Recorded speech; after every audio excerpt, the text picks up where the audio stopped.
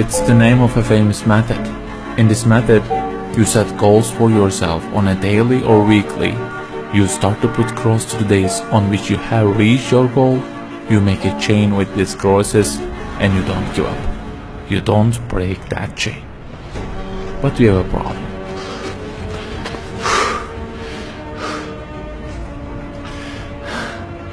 Personal development specialists say that we should have goals.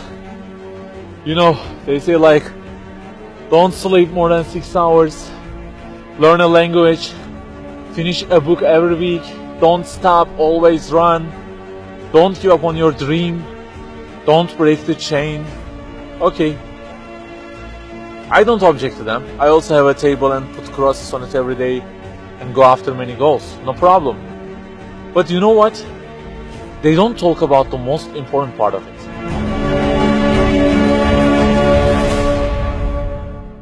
Let me give you a simple mathematical example. Try to imagine that you are adding numbers, and imagine that the numbers you have added up to this year is, for example, 35 in total, and you start from this year. For example, you will add 4 in this year, and then add 8 in next year, and it goes on. And there is an unknown time which counts down, and when it ends, you can't add any other number. Okay, you start the addition. Plus 4, plus 8, plus 7, plus 3. You add ambitiously, you keep adding and adding. Plus 6, plus 5, and okay, they say time is over.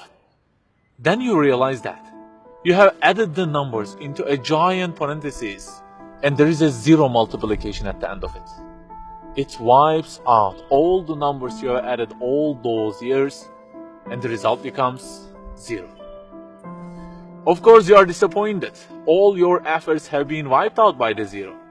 A regret arises inside of you. You say, I wish I had seen the whole picture at the beginning and realized that 0 and changed it with 1 before I started the addition. I think you got the point. Okay, guys, you may have goals for this year and afterwards. Learning a language, finishing a book every week, increasing your monthly income to $15,000, not sleeping more than 6 hours, etc. But for what? For what do we set goals exactly? Why don't we break the chain? If it is just for a more comfortable or a more respectable life, remember that all this will already be 0 with death. The death will wipe out all of them. The person who knows English will be equal with the one who doesn't know. The one who earns more will be equal with the one who earns less. The one who can reach his goals will be equal with the one who can't. So, if at the end of it, the death will 0 everything, so what is the meaning of adding more numbers with an ambition? It just increases the degree of the disappointment that you will feel.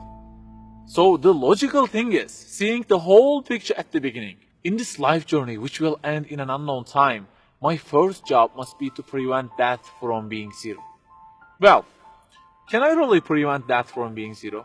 I mean, since everything will leave my hands and will be lost, is there any other way that would transform them into something eternal?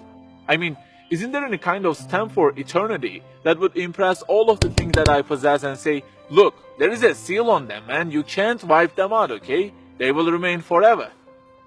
The only one to say such a thing is the owner of the everything. And he says, Kullu shay'in halik. Everything, the languages you learn, the money you earn, the books you read, everything will be perished, illa wajhan, except their way towards Him.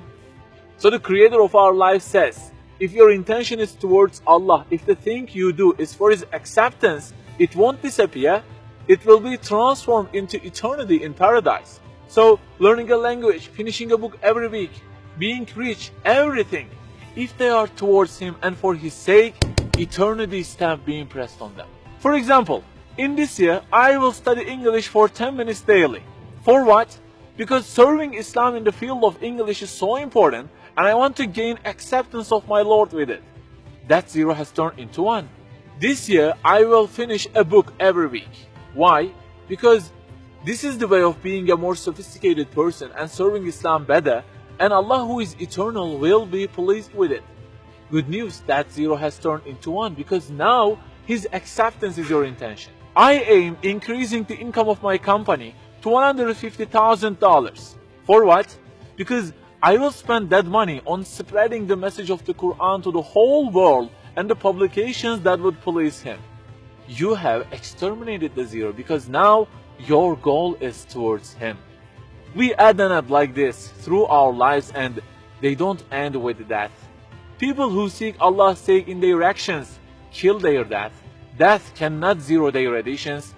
If the thing we do is for his acceptance, it is not mortal.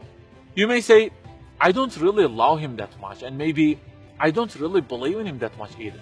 So how can I do everything for his sake? I don't even know who he is. My brother or sister, that's the problem. You don't even know who he is. And actually it is our first job in this life. Recognizing him, that's the first step. The more you recognize him, the more you love him. And the more you love him, the more you seek his sake in your actions. So learn about him. Who made you? What does he want? Why does he give you such a billion things in each day? Read, find out. Turning the zero into one is a lifelong process. Start at the point that you are missing and try to fix it. Like the specialists say, don't break the chain, but keep the chain to gain his acceptance. Run, but run to be eternal. An unknown time counts down, and before starting to add the numbers, the first thing you have to do is to remove that zero. Otherwise, everything you added will be wiped out.